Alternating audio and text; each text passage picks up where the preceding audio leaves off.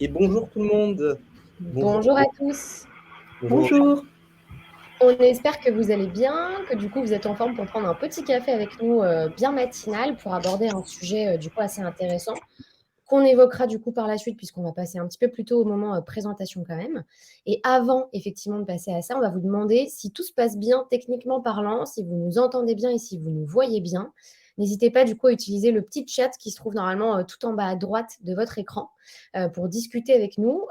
Juste alors là, nous dire si tout se passe bien et puis après nous poser toutes vos questions. L'idée, c'est que Guillaume et moi, on se fera votre voix. Et donc, si vous avez des questions, évidemment, on n'hésitera pas à les poser à Aurélie de vive voix, entre guillemets, pour que ça donne un peu plus de punch pendant cette formation, tout simplement. Donc, on va peut-être attendre pour s'assurer quand même qu'il Ouais, y ait... tout à fait. Si tout le monde nous entend J'espère. bien, Tout le monde son nous et entend. Ah, image. parfait. Parfait. Frédéric nous entend. Bon, je pense que c'est un peu le cas pour tout le monde. En tout cas, je l'espère. Si jamais, pour ceux voilà, qui auraient une petite coupure de son, parce que ça peut arriver, n'hésitez pas à rafraîchir votre page Internet et puis généralement, ça rentre dans l'ordre tout seul. Donc, on en vient au fait, effectivement. Le thème du jour va être assez spécifique, vous allez le voir. On va le décortiquer sous un peu deux angles.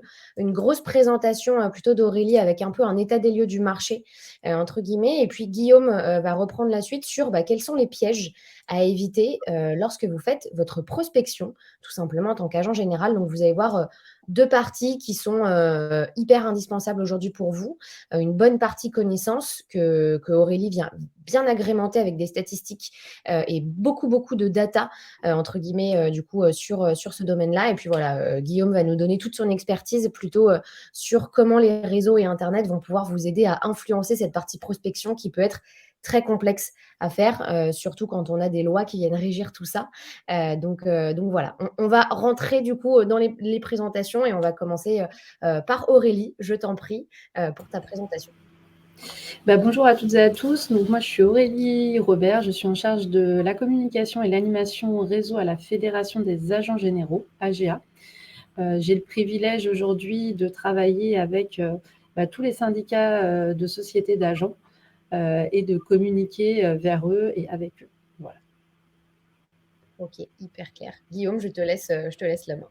Merci beaucoup. Donc bonjour à tous. Moi, je suis Guillaume. Je travaille avec Clara chez Arthurine. On vous présentera en deux mots ce qu'est Arthurine juste après. Et on travaille globalement en binôme pour vraiment montrer à nos partenaires, à nos clients et aussi à nos prospects, il faut bien le dire, l'impact du marketing digital dans leur business et leur donner tous les outils pour leur montrer finalement comment avoir le maximum de résultats avec le moins de budget possible. Et c'est vrai que le travail est assez sympathique parce que ça nous permet d'aller transmettre nos connaissances en marketing et leur montrer que le marketing, c'est pas cette chose occulte, comme ça, éthérée, qu'on ne pourrait pas atteindre, mais c'est un truc au contraire hyper concret et hyper pratique à mettre en place. Et j'ai la chance de travailler donc avec Clara dans cette belle mission. Et Clara, je te repasse la main du coup pour que tu termines ce tour de table. Merci beaucoup.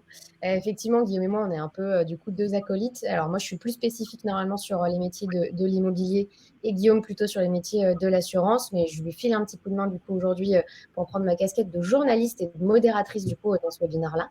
Sinon, mon poste plus globalement est de gérer toute l'équipe des marketing auprès de nos partenaires et du coup structurer un petit peu tout ça pour apporter toujours plus de contenu efficace, pertinent, blindé de conseils si on peut dire, sur l'importance que sont les réseaux sociaux aujourd'hui pour votre business, tout simplement. Voilà. Donc j'ai la chance effectivement de bosser avec Guillaume et puis on a un troisième acolyte qui est Romain. Du coup, l'équipe grandit petit à petit parce qu'on a de plus en plus de besoins et de demandes évidemment. Alors tout de suite, c'est parti. On va laisser une présentation du coup à Aurélie un peu plus complète de ce qu'est l'AGA et de quelles sont vos missions finalement Aurélie aujourd'hui. Alors, l'AGA, déjà, c'est la seule fédération qui représente les agents généraux d'assurance. Elle a plus de 100 ans. Elle représente la profession d'un point de vue national, mais pas que, d'un point de vue européen. À notre tête, on a un comité directeur qui est élu tous les 3 ans avec un président et des présidents adjoints qui sont tous agents généraux d'assurance de différentes marques. Actuellement, notre président est agent AXA et il est entouré d'agents Allianz, MMA et autres. Donc notre rôle, c'est bien évidemment de défendre les intérêts de la profession, aussi bien à titre individuel que collectif. Donc individuel, c'est vraiment quand l'agent est adhérent et qu'il a un souci avec un client peut-être, avec sa mandante ou autre. Et collectif, là, on travaille vraiment main dans la main avec les syndicats de société. Donc si on a des agents qui nous regardent, on travaille par exemple avec Réussir, avec Mac3, avec Triangle, voilà, pour citer un peu les syndicats d'agents. On propose donc des nouvelles choses, puisque en fait, quand on travaille avec l'ensemble de ces syndicats, certains agents dépendent d'une compagnie assez importante qui va leur donner pas mal de services et d'autres un peu moins. Donc nous, on se charge de leur trouver parfois des partenaires, parfois des services qui vont les aider dans l'exercice de leur profession. Et surtout, on a un rôle de conseil, donc là envers en effet nos adhérents, mais pas que.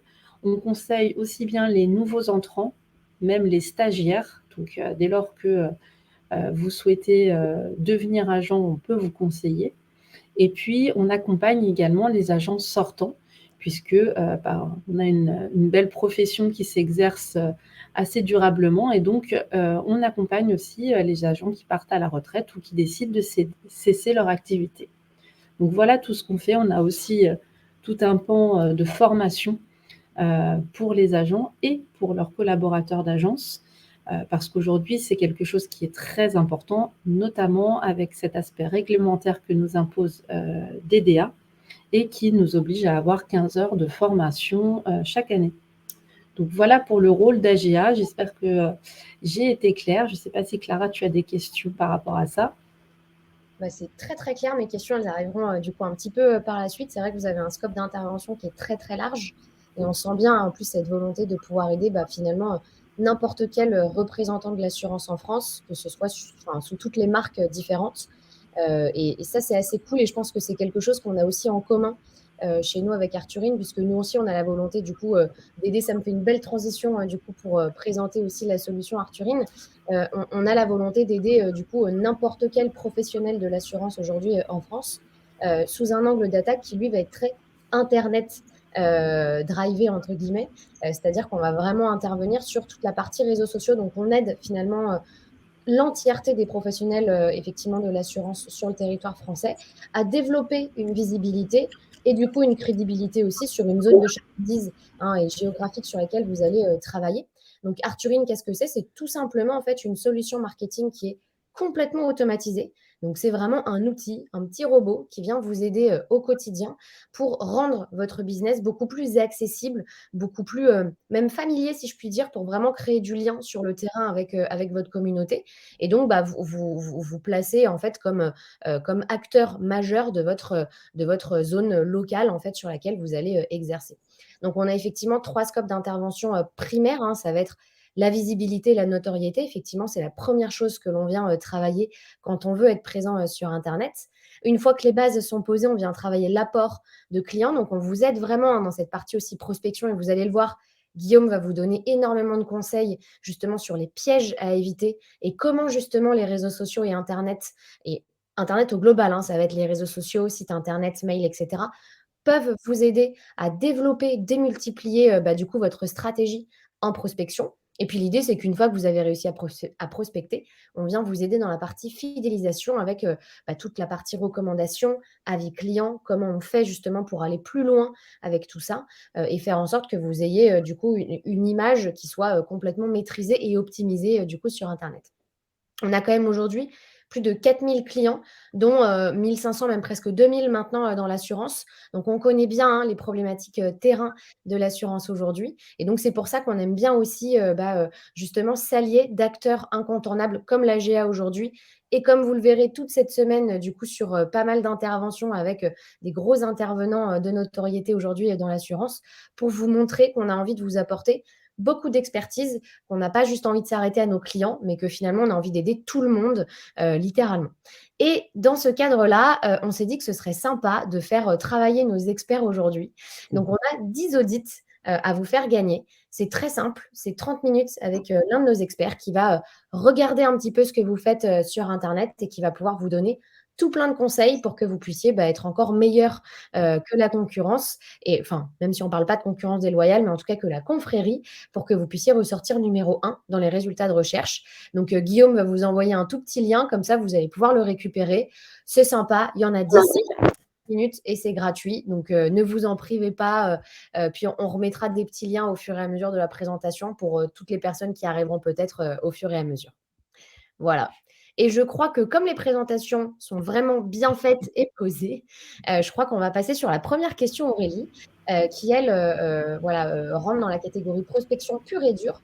Quel contexte économique et juridique, évidemment pour l'agent général, parce que je crois que ça a un peu bougé ces derniers temps.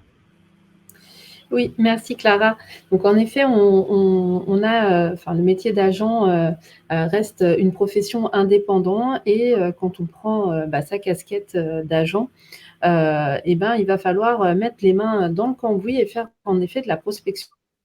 Pour la plupart des agents, quand ils se lancent, ils rachètent un portefeuille, mais pas tous. Donc, alors, je ne sais pas si je peux passer sur la slide d'après. Moi, tu peux directement sur l'écran, sinon on peut le faire pour toi. D'accord. Non, pas de souci. Normalement, si tu mets ton petit curseur sur la droite de l'écran, là où il y a la slide, normalement, ouais, c'est bon. Voilà. Merci Guillaume. Donc, en fait, on a mené une petite étude très récemment, un observatoire économique des agents. Il faut savoir qu'aujourd'hui, sur le territoire, on a 11 900 agents généraux d'assurance. Donc, c'est un chiffre qui est en croissance. Donc, ça, c'est plutôt bien. Même si on constate que par rapport à 2010, il y a une légère baisse. Mais ces dernières années, ça remonte. Donc, ça, c'est plutôt une bonne chose. Ces 11 900 agents ont une particularité puisque on en a 9 900 qui sont ce qu'on appelle généralistes, qui vont faire à la fois du dommage et de l'assurance de personnes. Et on en a 2000 qui sont des réseaux spécialisés en vie. Donc là où c'est important, et on voit que c'est là où ça se développe le plus, c'est que ces réseaux spécialisés en vie démarrent la plupart du temps tout seuls, sans avoir racheté de portefeuille. Et donc là, la prospection est ultra importante puisqu'ils vont devoir créer leur portefeuille de clients par eux-mêmes. Alors, bien sûr, le métier d'agent est un métier de proximité physique, mais auquel va se greffer tout ce dont a parlé Arthurine, les réseaux sociaux, les avis Google et autres, qui vont leur permettre de se développer un maximum et de chasser du client et de leur apporter leur expertise. En moyenne d'âge, l'agent il a 40 ans, il est majoritairement, c'est un homme, mais là aussi on progresse côté femme et ça c'est très très bien. Ouais. Et donc ce que je voulais juste vous montrer, c'est qu'on a en effet 900 nominations, donc ce qui est très très bien, puisqu'aujourd'hui les compagnies d'assurance, pour ne pas les citer, AXA, Allianz, Generali, ont une démarche de renforcer cette profession et de nommer davantage d'agents. Donc voilà, donc ça c'est la bonne chose en tous les cas pour nous et ça prouve qu'il y a encore de la place pour vous et pour du coup la prospection de clients. Du coup, si j'ai une petite question qui me vient en tête, Aurélie, tu nous parlais effectivement de ces 2000 qui vont être spécialisés du coup en réseau vie, qui eux ne vont pas racheter apparemment du coup de portefeuille client directement, donc ils ont peut-être plus de difficultés à se faire un nom aussi, à développer du coup leur portefeuille de clients. Est-ce que tu as remarqué peut-être que ces 2000, il y avait une plus grosse présence sur Internet? Je ne sais pas du tout s'il y a une étude qui existe dessus, mais voilà, juste pour comprendre un petit peu quelle est la présence en termes de spécificité métier aussi, tu vois, sur les réseaux sociaux. Ce qu'on constate, en fait, là où on voit que ça se développe, c'est que les compagnies, auparavant, il y a quelques années, ne faisaient pas grand-chose, entre guillemets, pour les aider dans leur notoriété sur la toile. C'était plutôt leurs agents généralistes qui avaient ce privilège avec des sites Internet, mais pas forcément pour les agents vie. Aujourd'hui, ce n'est plus le cas. les compagnies s'investissent vraiment là-dedans, leur donnent des pages web et les incitent vraiment à aller sur les réseaux sociaux parce que c'est là où ils vont se faire une image. Et petit bémol là aussi, puisque les compagnies les dotent souvent d'outils, mais je pense où là, ils ont besoin d'être accompagnés, c'est que c'est bien souvent des contenus très généralistes desquels ils ne peuvent pas tirer forcément un grand profit, dans le sens où c'est un métier qui est basé sur de l'expertise et qu'ils ont besoin de faire du conseil, du cas par cas, et que là, il faut qu'ils soient maîtres, entre guillemets, de leur communication et de leur image, que ce soit sur Google ou sur les réseaux sociaux. Oui, complètement. Surtout que finalement, 12 000 agents généraux, c'est quand même pas rien non plus sur le territoire français. Comment on fait pour donner envie et se démarquer de la concurrence? C'est aussi une problématique phare dans l'idée de la prospection, parce que si tout le monde finalement prospecte de la même manière, comment on fait pour attirer le prospect à soi et vraiment donner envie en montrant un peu sa valeur ajoutée, la manière dont on travaille qui est forcément très spécifique à chacun. Le suivi de la clientèle, c'est quelque chose aussi qui est extrêmement attendu, je pense, dans la partie assurance, parce que c'est un cadre qui est tellement complexe à comprendre que forcément, si on est un peu lâché dans le grand bain en tant que client, c'est pas toujours évident d'avoir toutes ces notions en tête. Donc, je pense qu'il y a quand même beaucoup de choses à travailler effectivement sur différentes spécificités métiers qui peuvent du coup montrer en tout cas l'expertise, montrer doublement cette expertise grâce à Internet. Exactement. Ouais, très clair. En tout cas, n'hésitez pas encore une fois dans le chat, si vous avez des questions, Guillaume et moi, on se fera un plaisir de pouvoir relayer en tout cas ces différentes demandes. On passe à la slide suivante, comme ça je te laisse nous en dire un petit peu plus sur l'origine de ces nouveaux contrats et clients finalement, d'où est-ce qu'ils proviennent? Là aussi, donc, dans notre observatoire, on s'est posé la question de d'où pouvaient provenir ces clients. Pour la plupart, en effet, ils proviennent, enfin, pour la partie contrat, du multi-équipement. En effet, on sait qu'un client, dès lors qu'il souscrit avec vous, avec les agents, il est fidèle. Et ça, c'est une très bonne chose. Par contre, ce qu'on constate aussi, c'est que, comme je disais tout à l'heure, le démarchage commercial et la recommandation sont très importantes. Quand je parle de recommandation, je parle aussi bien de recommandation par le bouche à oreille, chose que font beaucoup de gens, mais aussi, et on le voit très clairement aujourd'hui, via Google ou via LinkedIn, qui peuvent être des bonnes sources de recommandations. Donc ça, c'est vraiment très intéressant pour les agents. Et puis, il y a un petit levier qui s'active de plus en plus et qui prend de plus en plus d'importance, c'est aussi le lead Internet. En effet, ce sont souvent des leads donnés par la compagnie ou parfois des leads achetés, mais on constate qu'il y en a de plus en plus. Ça ne va pas supprimer la relation physique, puisque ce qu'on constate avec ces leads, c'est qu'en effet, ils proviennent bien d'Internet, mais que derrière, un passage obligé à l'agence reste nécessaire.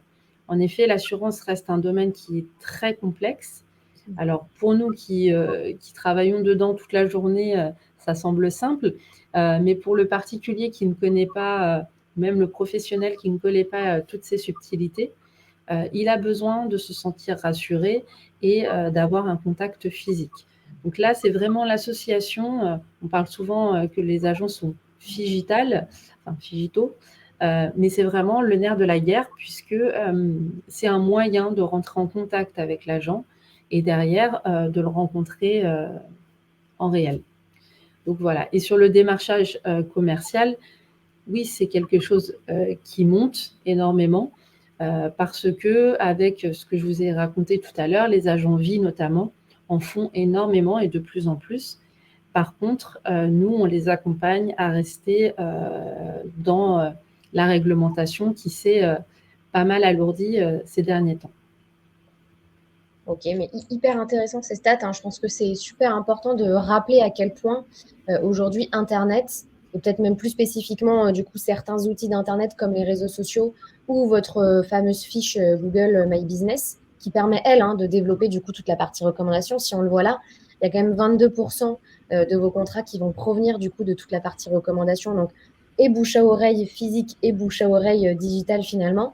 En fait, Internet, globalement, sera votre meilleur allié. C'est ça que je comprends bien finalement, Aurélie. C'est comment utiliser ces nouveaux outils sans délaisser non plus la prospection dite un peu plus classique pour le coup. Comment on fait pour s'allier en tout cas à ces nouveaux produits pour maximiser votre présence et du coup démultiplier aussi la prise de contact que vous allez avoir par la suite.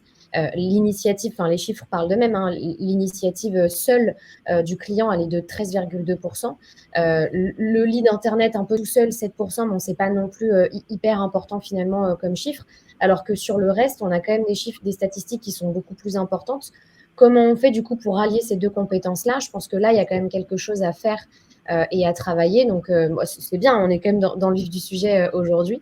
Guillaume on vous en dira d'ailleurs beaucoup plus sur la partie LinkedIn, qui est finalement un indispensable, en fait, un outil incontournable aujourd'hui et encore plus dans le domaine de l'assurance. Et vous verrez pourquoi. En plus, Guillaume est très, très bon justement sur cet outil. Donc, il va pouvoir vous donner encore plus de conseils, tous ces petits tips qu'on a du mal à avoir sinon. Ok, très clair. Je ne sais pas si il y a peut-être d'autres questions ou pas dans le chat. Pour l'instant, il n'y en a pas beaucoup. Frédéric, vous étiez le seul du coup à nous envoyer un petit message ce matin. Si vous avez des questions, n'hésitez pas, encore une fois, on se fera un plaisir de pouvoir y répondre en direct. En tout cas, effectivement, ces stats, moi, elles me semblent hyper parlantes, je trouve. Et vous allez voir que tout l'enjeu, en fait, de ce qu'on va vous montrer aujourd'hui et pendant toute la semaine, c'est comment on fait justement pour aller booster ces stats, notamment sur la recommandation, sur le démarchage commercial, bien sûr, mais aussi et surtout sur le lead Internet et sur l'initiative client, qui sont assez liés les deux. Parce que notamment, quand on va publier du contenu sur les réseaux sociaux ou sur sa fiche Google, forcément, il y a la partie recommandation avec les avis clients sur la fiche Google qui rentre en compte, mais il y a aussi le moment où, parce que le prospect vous aura vu plusieurs fois sur les réseaux sociaux, aura vu votre image, aura vu vos notoriétés, là, l'initiative va naître de sa part, et l'idée, c'est d'aller augmenter les stats. D'ailleurs, ce serait intéressant de faire une petite étude, de voir le avant-après présence en ligne, pour voir s'il y a un vrai décalage. Ça pourrait être intéressant à faire. Après, je me permets de rebondir sur ce que tu dis, Guillaume, parce que sur le multi-équipement, il y a vraiment quelque chose à faire sur les réseaux. Alors, LinkedIn est une bonne chose parce qu'on peut voir quand le client change de profession, typiquement. Mais voilà, pas que. Facebook aussi est une bonne source. Et plus les agents seront acteurs sur ces réseaux, plus, en effet, je te rejoins, ils vont pouvoir créer la référence dans l'esprit du client et se dire « Ah, tiens, j'ai un changement dans ma vie courante. Il faut bien évidemment que je change mes garanties, que je les fasse évoluer. Et dans ce cadre-là, rien de tel que mon agent. » Totalement. D'autant plus que dans l'assurance, globalement, les moments où on rencontre son client, finalement, c'est le moment où il n'est pas forcément très content, parce que c'est les moments où il y a un sinistre. Et justement, créer de la relation lors des moments hors sinistre, typiquement sur les réseaux sociaux ou lors d'une newsletter, essayer de lui ramener de la valeur, lui apporter une certaine pédagogie hors de ces moments de sinistre où il est effectivement un petit peu dans l'urgence et il n'est pas hyper ouvert à la discussion ou aux échanges, ça permet là aussi de fidéliser le client et d'augmenter son taux de multipliement ou en tout cas sa durée de vie avec vous. Donc effectivement, un point hyper intéressant, je trouve aussi. Sur la partie sinistre, en effet, l'expérience client est très, très importante puisque c'est celle dont on se souvient le plus.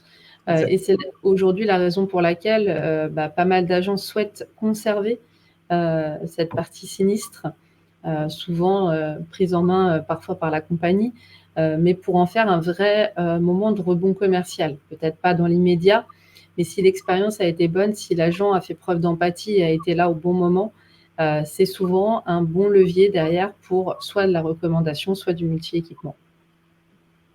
Ce qui va nous faire du coup une jolie passation sur ce dernier visuel qui rentre dans la partie prospection, qui lui du coup est extrêmement important pour vous puisqu'il y a eu un gros changement depuis le 1er avril 2022 sur cette prospection téléphonique. Est-ce que Aurélie, du coup, tu peux nous en dire un petit peu plus, même si je pense que c'est assez clair dans la tête de tout le monde, mais on va rappeler un petit peu les bases, ça fait jamais de mal.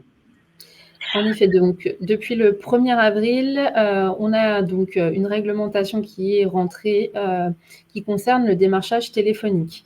Donc en fait, cette réglementation a été mise en place pour lutter contre les plateformes téléphoniques qui vendent de l'assurance, on va dire, de manière un peu dure, sans forcément se soucier du besoin du client. Et donc, ce qu'ils ont décidé de mettre en place, c'est un contrôle de cette prospection. Alors, c'est pour ça que ce schéma est très important. Les agents sont très massivement positionnés sur la partie professionnelle, client professionnel. Dans ce cadre-là, il n'y a pas besoin d'enregistrement. Donc, pas besoin d'enregistrer les appels entrants et sortants de la part de leurs clients professionnels ou de leurs prospects. Par contre, concernant le particulier, c'est un petit peu plus compliqué puisque en cas d'appel entrant, pas de nécessité là non plus d'enregistrer puisque c'est le client qui vous sollicite en direct. Par contre, pour de l'appel sortant, il va falloir donc là enregistrer cet appel dès lors que le prospect n'aura pas sollicité votre appel. Donc, n'aura pas sollicité votre appel, c'est-à-dire ne se sera pas manifesté peut-être sur votre fiche Google My Business, ne se sera pas manifesté sur les réseaux sociaux, ne se sera pas manifesté sur votre site internet. Et bien souvent, on parle de suspects plutôt, puisque nous n'avons pas beaucoup d'informations sur ces personnes et que c'est souvent des bases de prospects achetés massivement. Donc là, il faut faire très attention puisqu'il va y avoir cette réglementation est rentrée depuis le 1er avril, mais il va très certainement y avoir des contrôles. On ne sait pas encore comment puisque c'est tout récent, mais il est fort probable que si un client à un moment ou à un autre n'est pas content de la relation, et il pourra y avoir des contrôles.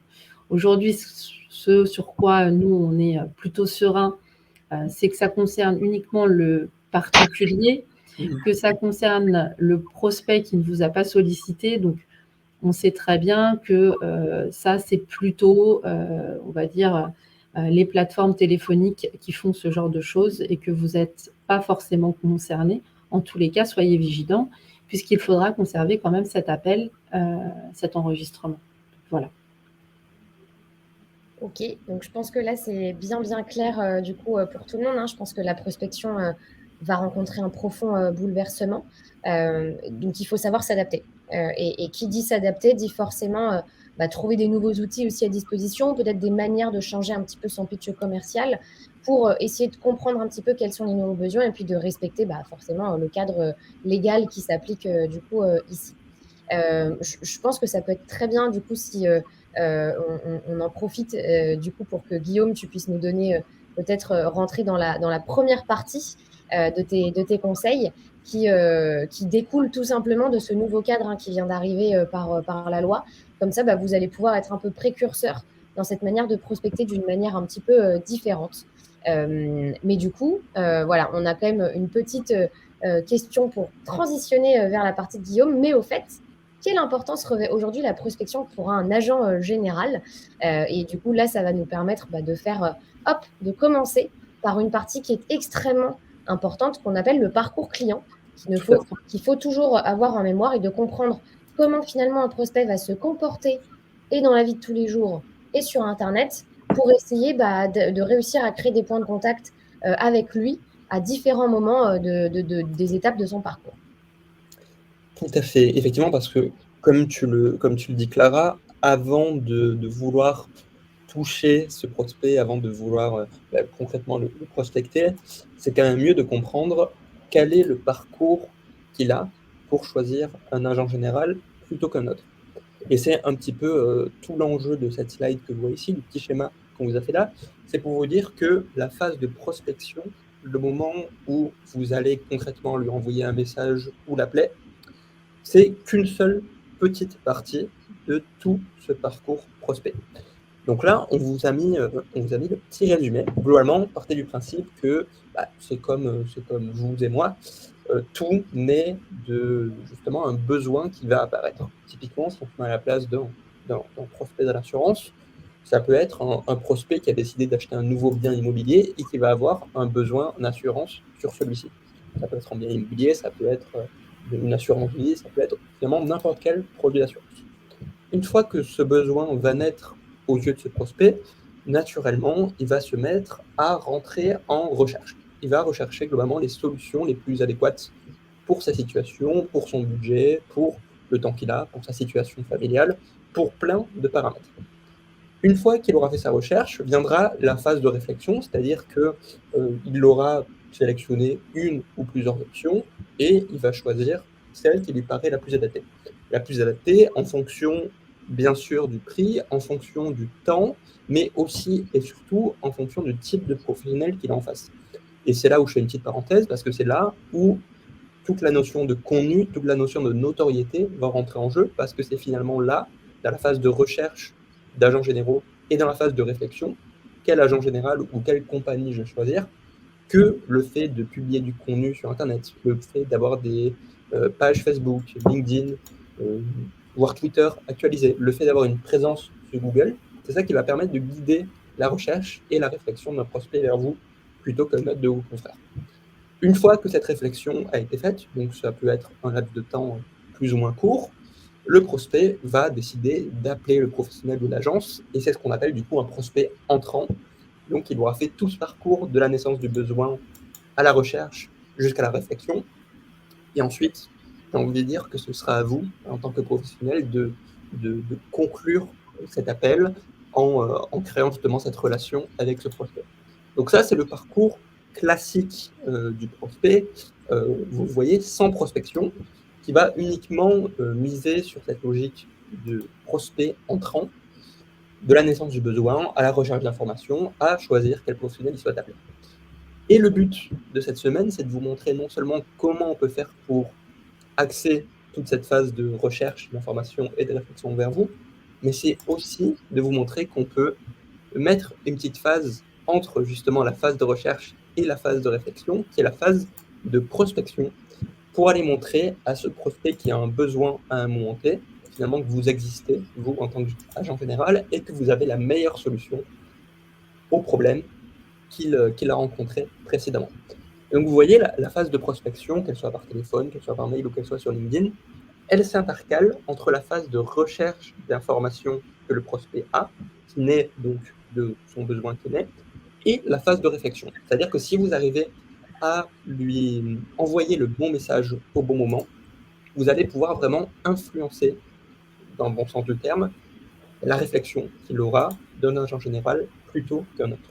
Et de là découlera la suite du parcours que vous voyez, donc l'appel et la phase c'est gagné, c'est-à-dire la relation, le contrat, le traitement que vous allez signer avec eux. Donc, ce qu'il faut comprendre globalement, c'est qu'on est sur une étape à 6 sous-étapes, un parcours à 6 étapes plutôt, et que la prospection n'est qu'une partie de celle-ci, mais elle peut booster tout ce parcours prospect pour le transformer en client le plus facilement, le plus rapidement possible. Et c'est la raison pour laquelle on a décidé d'ailleurs de remonter cette semaine sur la prospection et sur notamment les pièges aujourd'hui à éviter dans cette phase de prospection.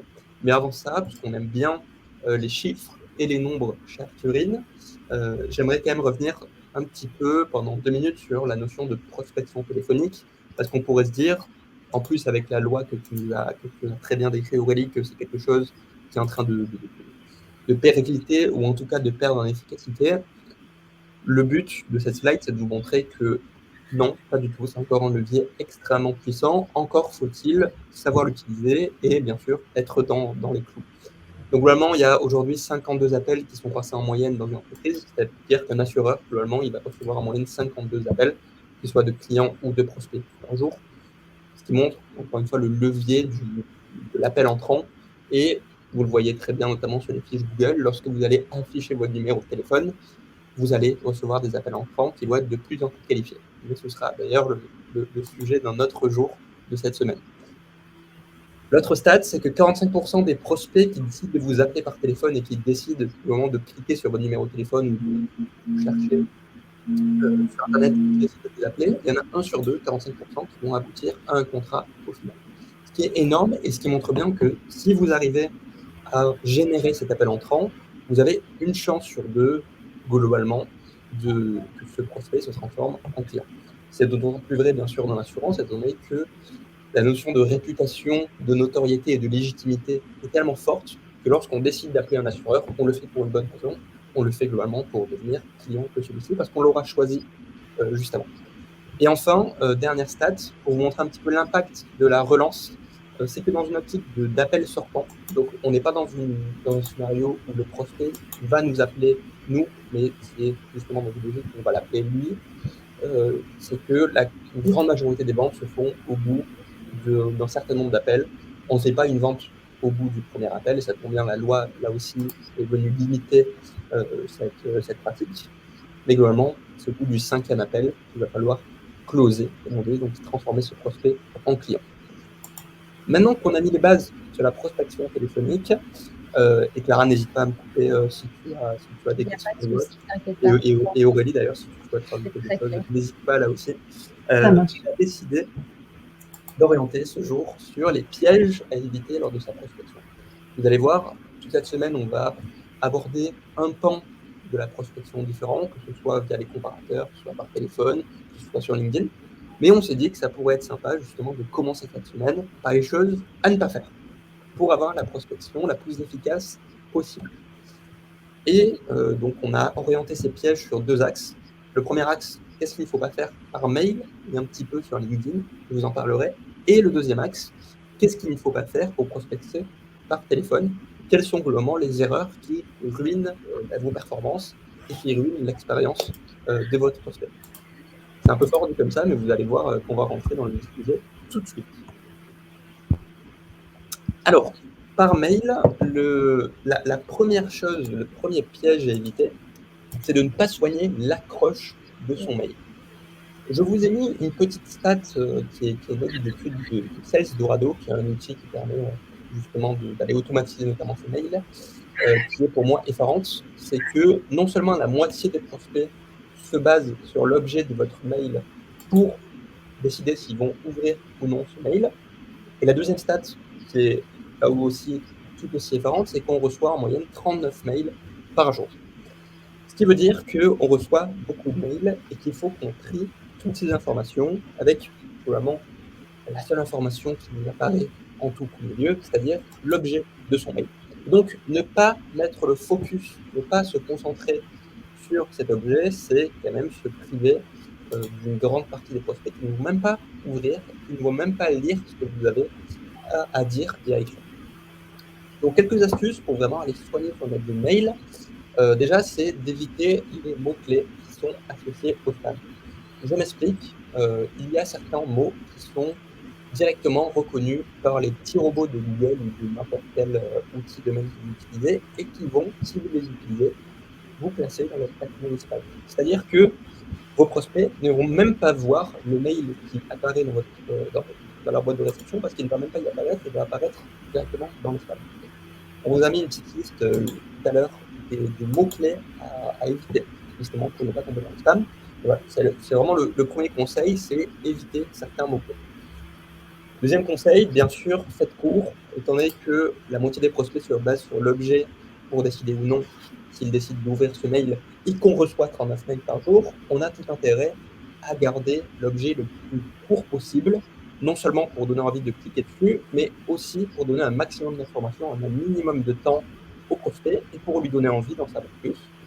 D'où le conseil qui vient juste après, c'est de personnaliser son objet avec une variable de prénom ou d'entreprise notamment. Des études aussi ont montré, la petite stat qui est sympa, je trouve, 30% de plus d'ouverture sur un mail qui a une variable de personnalisation dans son objet. Parce qu'on se dit qu'effectivement, si l'objet est personnalisé à son prénom ou au nom de son entreprise, c'est que le mail a été rédigé pour nous et il n'a pas été rédigé en masse. Donc on a envie de cliquer dessus et de lire le contenu du mail. C'est quand même là tout l'objectif, j'ai envie de dire.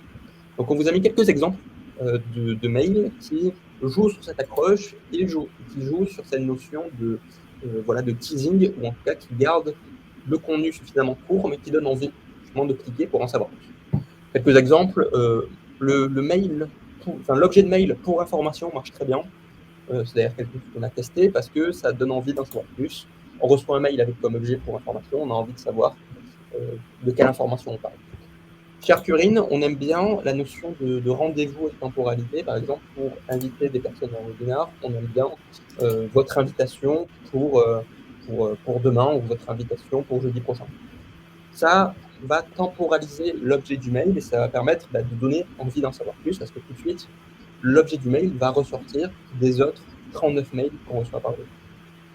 Et le dernier qui marche assez bien, c'est la notion de mise en relation. Si vous avez une mise en relation existante, typiquement si vous avez une recommandation d'un client qui vous a donné l'email d'un de ses confrères, par exemple, d'un de ses amis, l'objet de mail mis en relation avec le nom de votre relation commune marche extrêmement bien parce que là, tout de suite, c'est de la familiarité et encore une fois, la même logique, on va sortir des 39 autres mails en captant l'attention du prospect tout de suite, ce qui va permettre de générer un taux d'ouverture. Ouais, complètement. Je vais même appuyer aussi un petit peu Oui, de Guillaume. En fait, l'idée, c'est que certes, vous allez vous adresser à de la masse en faisant de la prospection, mais il faut le faire de manière intelligente aussi.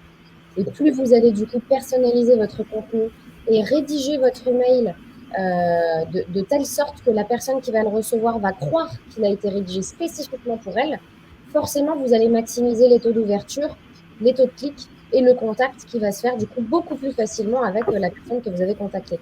C'est vraiment des techniques qui sont un petit peu nouvelles, hein. Ça reste de la prospection commerciale, certes, mais de manière ultra personnalisée. On est dans l'ère de l'ultra personnalisation d'ailleurs. Vous le voyez bien quand vous vous baladez sur n'importe quel site internet, vous allez avoir des pubs qui sont extrêmement personnalisées en fonction des recherches que vous avez faites. Dans un mail, c'est un peu pareil. On a envie de voir que la personne qui s'adresse à nous seulement.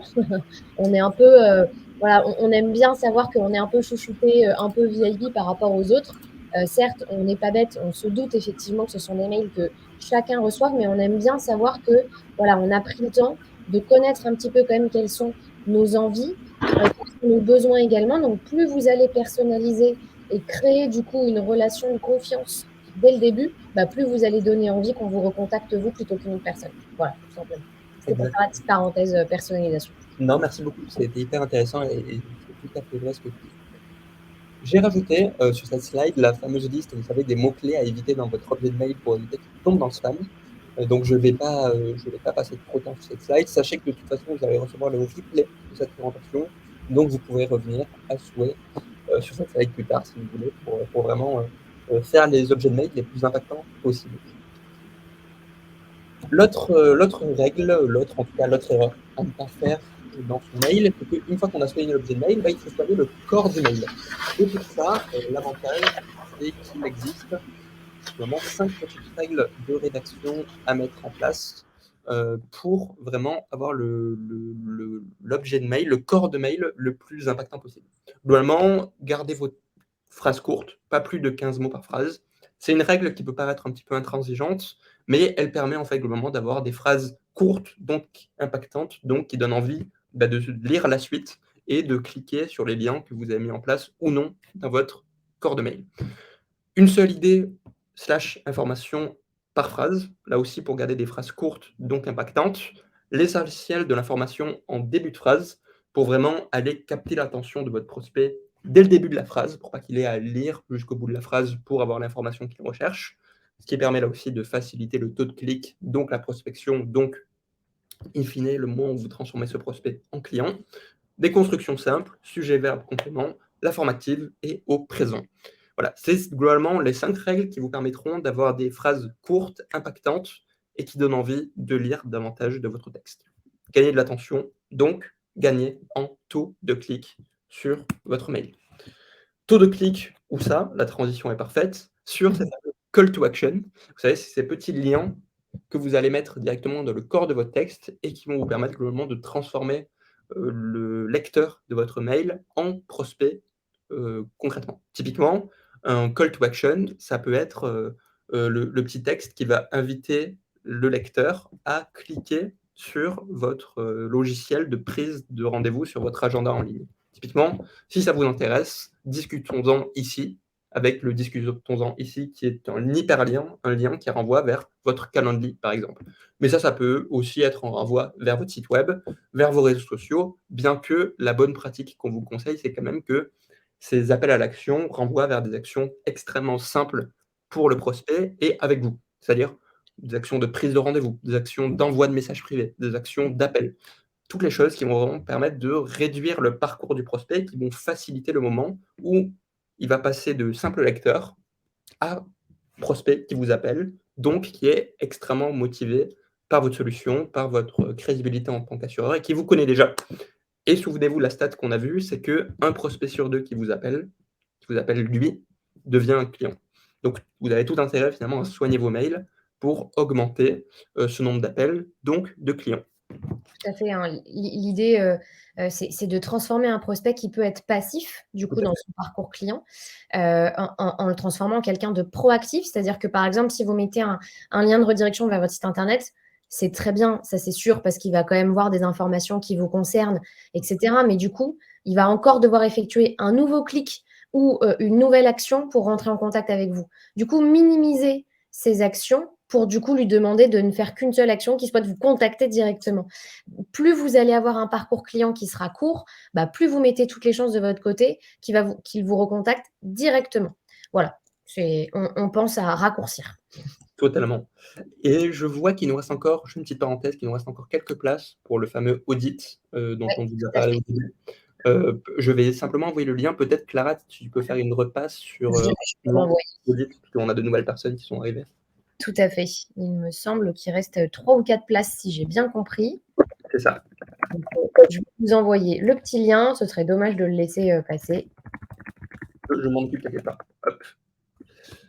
Donc globalement, en fait, cet audit, c'est l'idée, c'est qu'un expert de chez nous puisse vraiment faire l'audit, justement, de votre présence en ligne et qu'il vous fasse un rapport et un appel hyper personnalisé sur ce que vous faites bien actuellement en ligne et sur les points d'amélioration.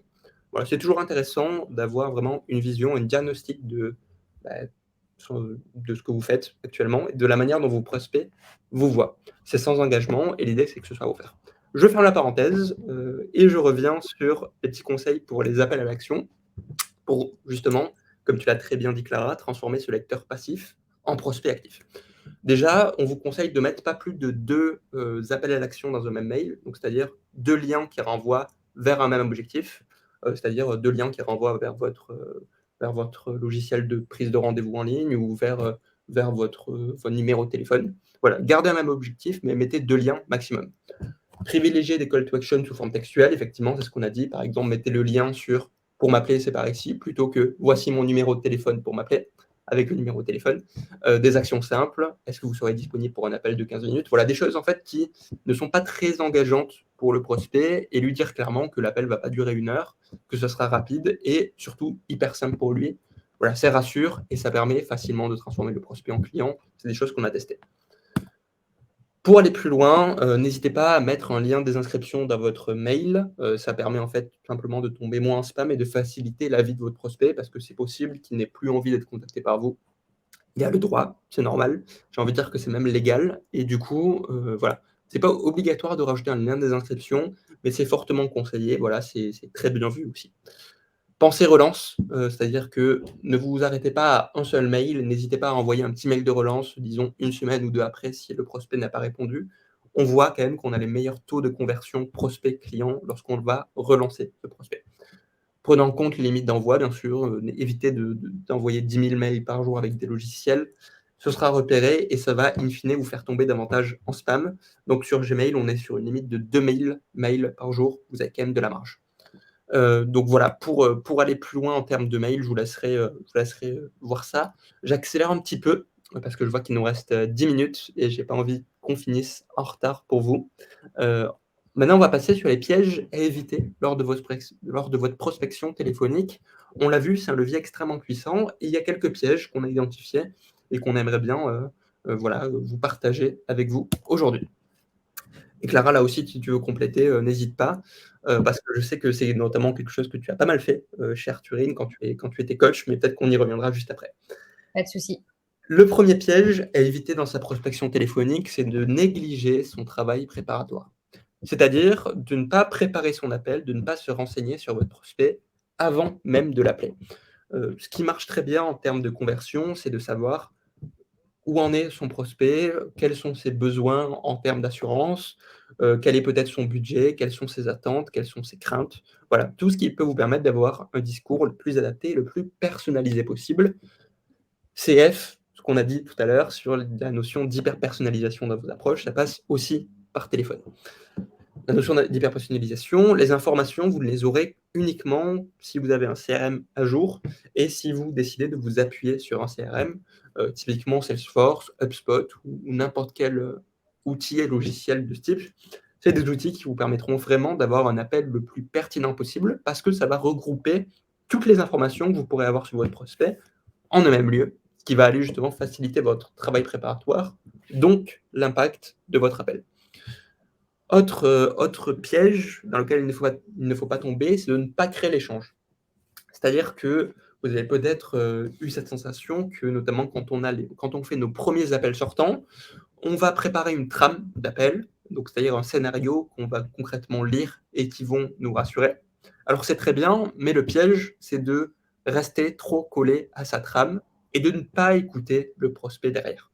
Donc de ne pas poser de questions, de ne pas créer l'échange et de rester dans une logique de monologue sans essayer de capter quelles sont les objections de la personne en face, s'il a envie de nous écouter, s'il faut peut-être être plus rapide dans son discours ou au contraire développer davantage. Voilà, l'idée c'est de créer un échange, créer une relation. J'ai envie de dire que, a fortiori en tant qu'agent général, le métier c'est quand même de créer de la relation, créer de la confiance, et ça passe aussi par téléphone. Il ne s'agit pas de balancer son monologue et attendre que la personne réponde. Voilà. Créer une relation, c'est ce qui marche le mieux. Autre piège, c'est se décourager face aux objections, c'est-à-dire ne pas les préparer aussi en avance. C'est-à-dire que les objections typiques, ça pourrait être sur le prix, sur la durée, sur la notoriété. Des choses comme ça, vous les connaissez mieux que moi, j'ai envie de dire, parce que vous êtes confronté à ces objections au quotidien. Préparez-les en amont, et sachez que ça fait aussi partie de la prospection téléphonique, et que au contraire, si vous arrivez à répondre correctement à une objection, c'est là où vous allez vraiment gagner des points au jeu de votre prospect, et donc le convertir encore plus.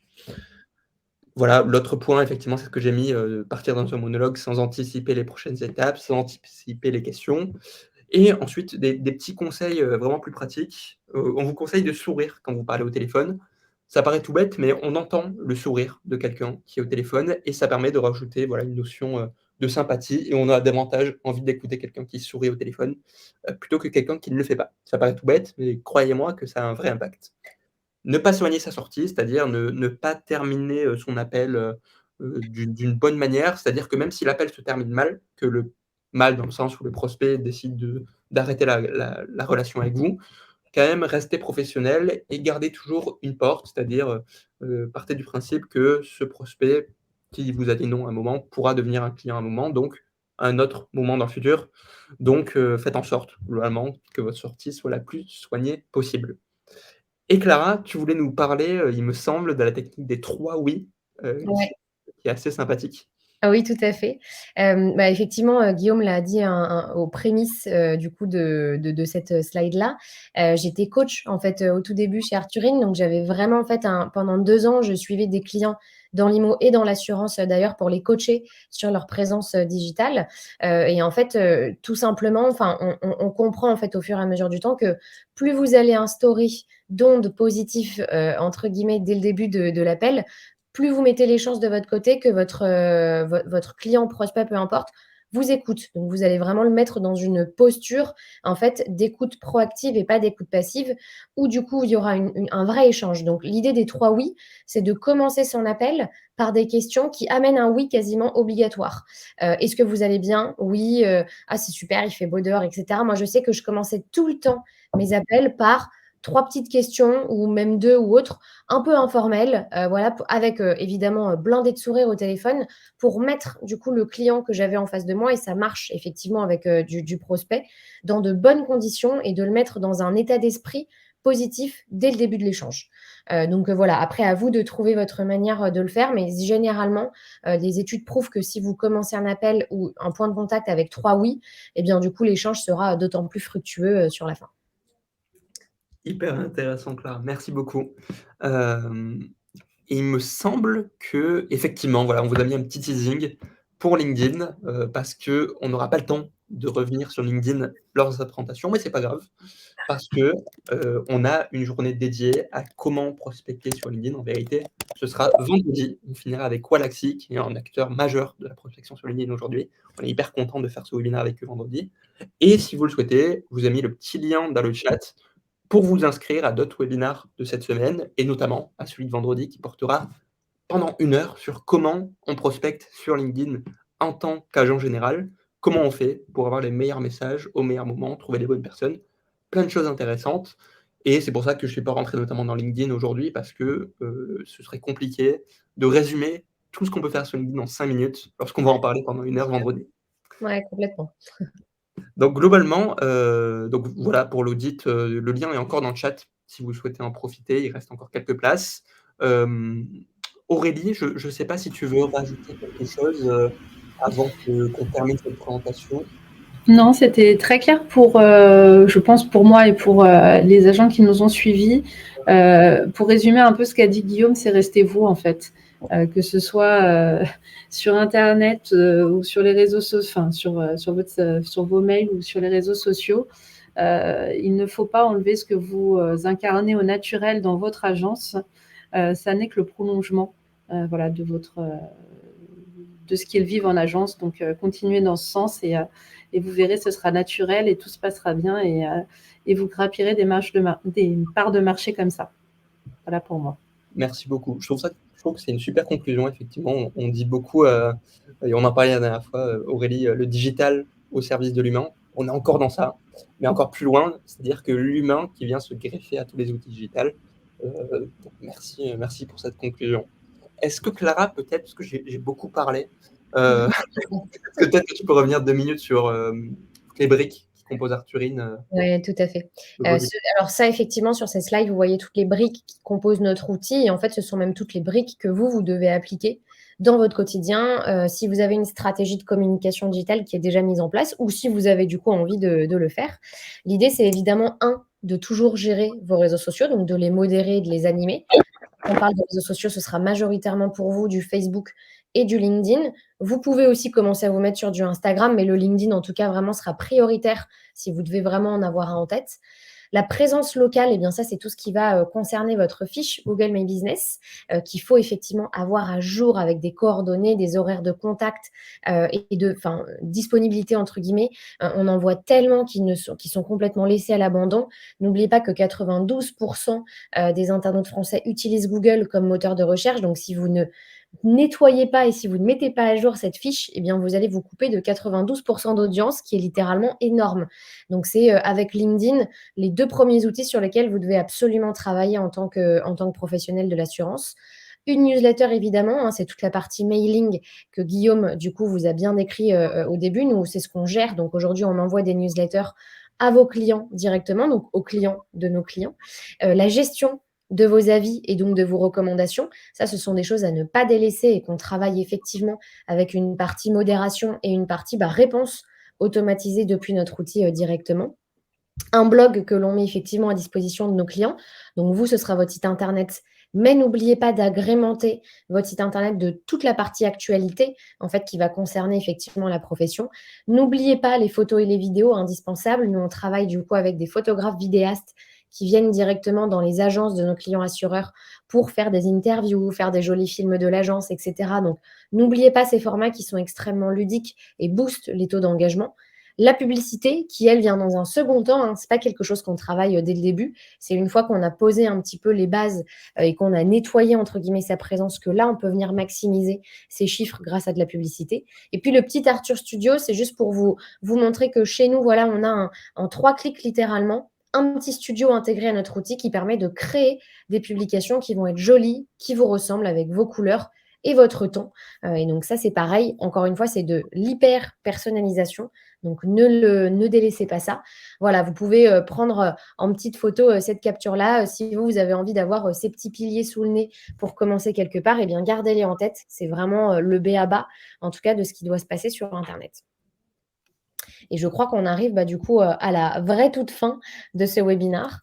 Donc, en tout cas, c'était hyper intéressant. Merci beaucoup Aurélie d'avoir pris le temps de répondre à ces quelques petites questions et à bien reposer, en tout cas, quel était le contexte aujourd'hui. Et que finalement, même si vous êtes 12 000 agents généraux en France, vous avez de la place pour vous exprimer parce qu'il y en a encore trop peu qui utilisent les outils d'aujourd'hui et de demain pour s'adresser directement à sa communauté. Donc, n'hésitez pas à occuper de la place là où il n'y a personne encore qui parle. C'est vraiment là que vous allez vous placer comme précurseur. C'est pour ma petite conclusion. Totalement. Et en plus, on a tenu parfaitement les délais. 59 minutes. On est bon. Merci en tout cas à vous deux. Merci aux participants qui sont restés jusqu'au bout. Je vois qu'il y en a beaucoup qui sont restés encore, qui ont écouté jusqu'au bout. On espère qu'on a été clair.